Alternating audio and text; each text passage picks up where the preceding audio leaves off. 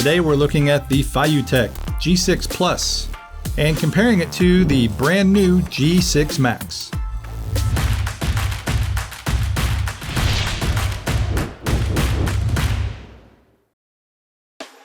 Learn how to turn your smartphone into a professional quality video camera.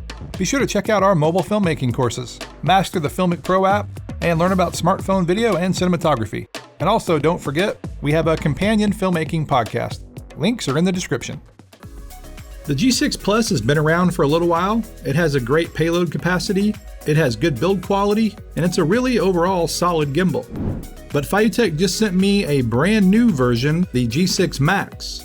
And so what it appears they've done is taken everything good about the G6 Plus and put it into a more compact and professional package. So in today's video, I want to see what are those differences and then determine which gimbal is best for you.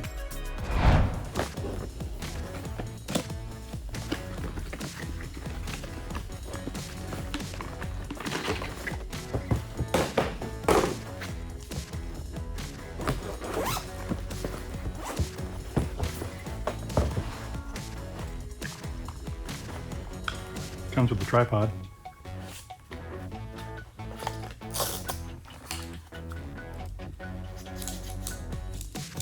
USB-C. I don't know what that was. Little GoPro mount. Bunch of other little accessories here. Looks like charging cables, that kind of thing. This is needed for the smartphones. They both have one of these. Plate. This gimbal feels a lot more professional, a lot heavier, more professional, stronger build. Has a built-in battery, so that does add weight. Micro. So two big things I noticed right away are the battery. This has a replaceable battery, and this is a micro USB. This holds more weight. This one holds like 2.6 pounds. USB-C, built-in battery, and just stronger construction. So I guess that's why it's the Max. First up here, I've got the Lumix LX100, a compact camera on the gimbal. These compact size cameras really do well on these smaller gimbals, really well actually. I was pretty impressed, I have to say. This was the first time I'd ever used this gimbal and it worked remarkably well. I actually like the case better for the G6 Plus. It's a zipper case, but that's a minor thing. And the G6 Plus is also a little bit of a bigger gimbal, a little taller, but the G6 Max just feels solid. It's a higher quality build. When putting a phone in these gimbals, I have found that it's best to take the case off. Even though the weight is not a problem, the way these clamps work, they just grip better with no case. So this is my iPhone 11 Pro Max. You can see that slid in there pretty easily. You can take it right out. This one is similar, although again, this mount is a little bit smaller. It's also a little stickier, for lack of a better word. It grips harder. This one's a little bit loose. And there it's balanced.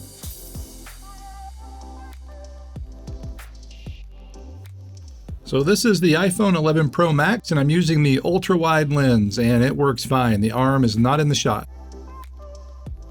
Here I'm walking normally. I'm not trying to do the ninja walk, so you can see how the gimbal performs. There is a little bit of up-down, but this has no post-stabilization. This is right out of the camera.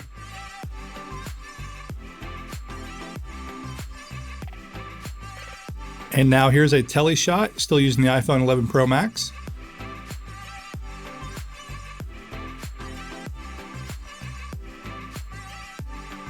Now I'm using the wide lens on the iPhone 11 Pro Max and lock mode on the gimbal. This is a good way to do a parallel type shot.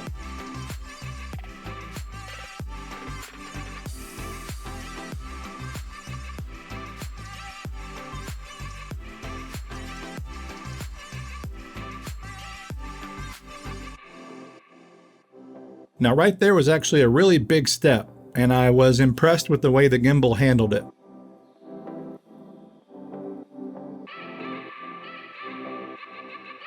And this is a behind the scenes shot. This is the actual step I was jumping off of.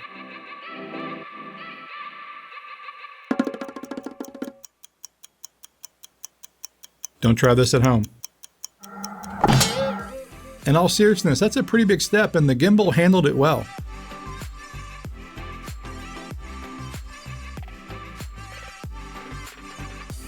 So one thing both these gimbals have is this wheel on the side, and this is pretty cool.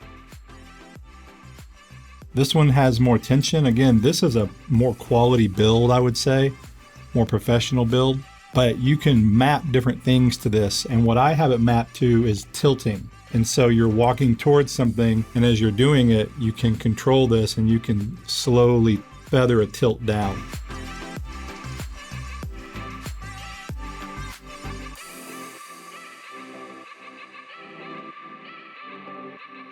You could also have it do pans, you could have it do rotation or yaw.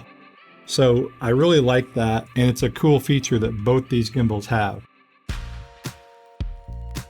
All right, so I touched on this in the unboxings, but what are the main differences between these two gimbals?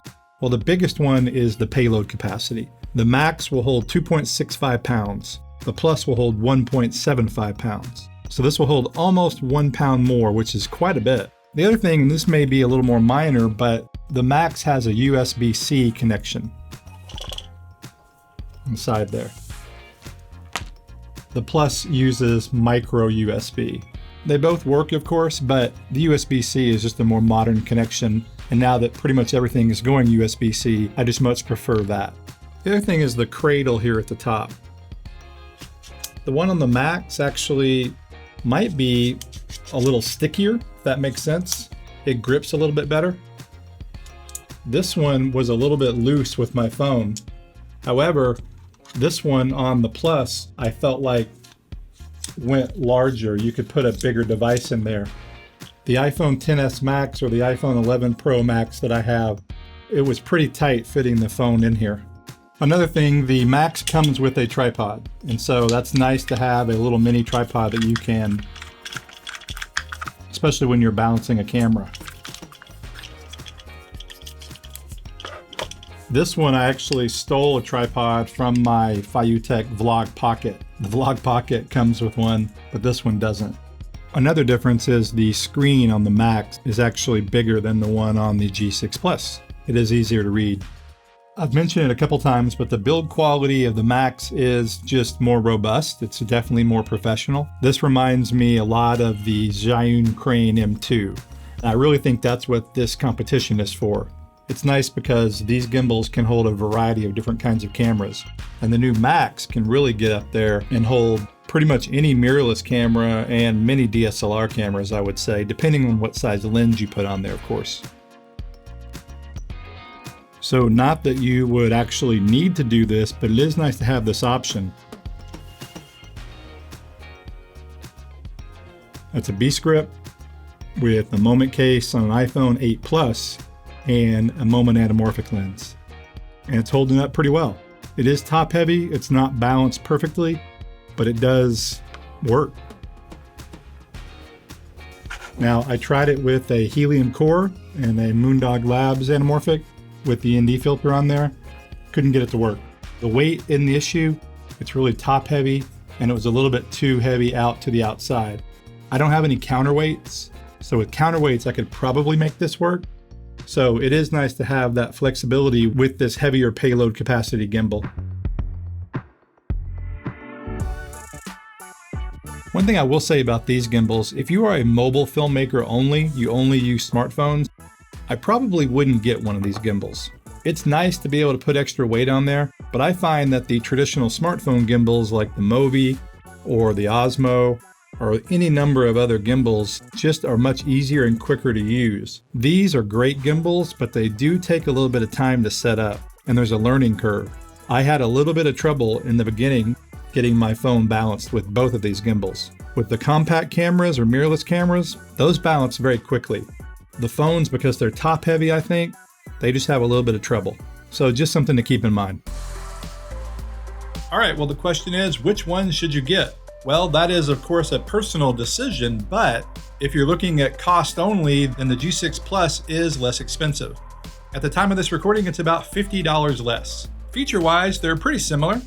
They are both splash-proof, which is interesting. They also both work well with the FeiyuTech app. I personally don't like using gimbal apps. I use third-party apps like FiLMiC Pro or Moment, but that is an option, although you do use the apps to update firmware or calibrate the gimbal. But the Max is a more professional grade gimbal. It holds more weight, has a USB-C connection, the larger display screen, and overall it just feels more robust. So my personal choice would be the G6 Max. I figure for $50 more, the payload capacity alone is probably worth it. So what do you think? Let me know in the comments if you have any questions. I will do some more shooting with these and compare it to other gimbals like the aforementioned Zhiyun Crane M2.